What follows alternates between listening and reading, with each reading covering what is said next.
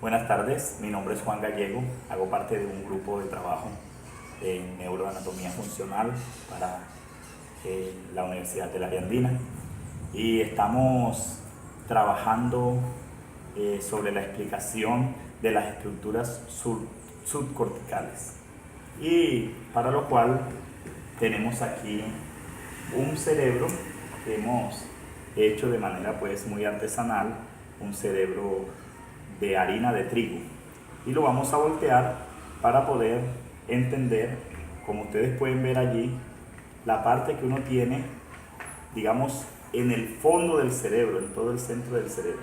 Lo voy a explicar de una manera sencilla. Digamos que este es el tallo cerebral, y vemos que el cerebelo o pequeño cerebro va en la parte de atrás del tallo cerebral, pero por dentro tenemos otras estructuras que son las que se llaman subcorticales, incluyendo ya el cerebelo. Entonces estas estructuras subcorticales tienen sus funciones.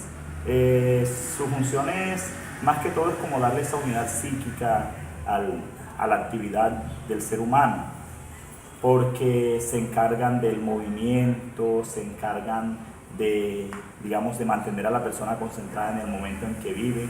También se encargan de esa conservación individual, por ejemplo, la búsqueda de alimento, la supervivencia, la huida. Entonces, también otras cosas que podemos mencionar, que modula las funciones viscerales, forma parte del proceso de excitación y de atención.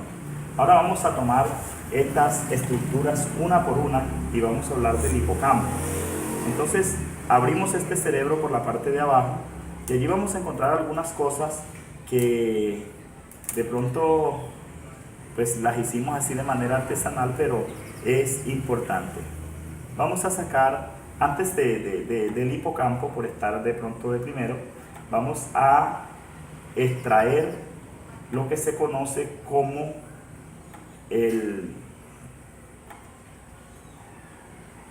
los ganglios basales.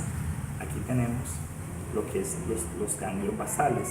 Entonces, tenemos en este momento una estructura pequeña, ¿verdad?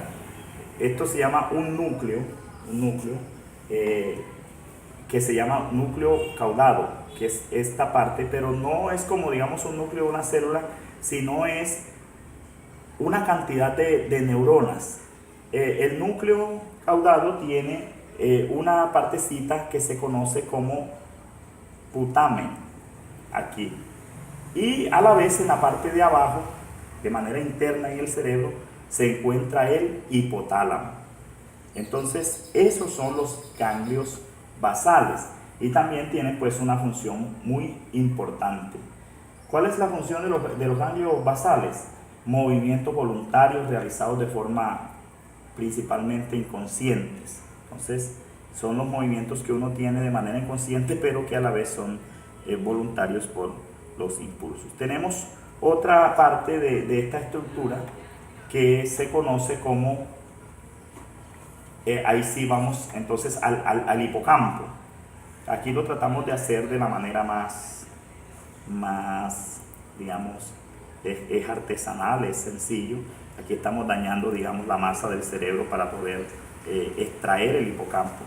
Y en la realidad, pues, quiero decir algo, no está muy lejano de la realidad el hecho de que si nosotros vamos a extraer de un cerebro el hipocampo, pues obviamente tenemos que dañar la masa, porque no es una estructura independiente, sino conectada con el resto del cerebro. Pero, ¿en qué consiste el hipocampo? Que en su, por así decirlo, en su parte final, ¿verdad?, están lo que se llama la pituitaria o la amígdala cerebral, que también hace parte de esa estructura.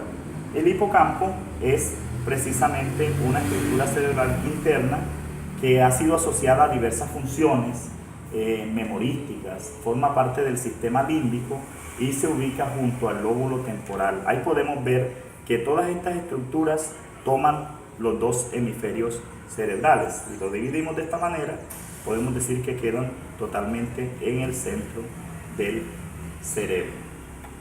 Finalmente vamos a hablar de este pequeño cerebro que tenemos aquí, ya de pronto un poquito más destruida la masa cerebral, pero aquí lo tenemos. Vamos a puede ser que lo quitemos y hablemos un poco de él.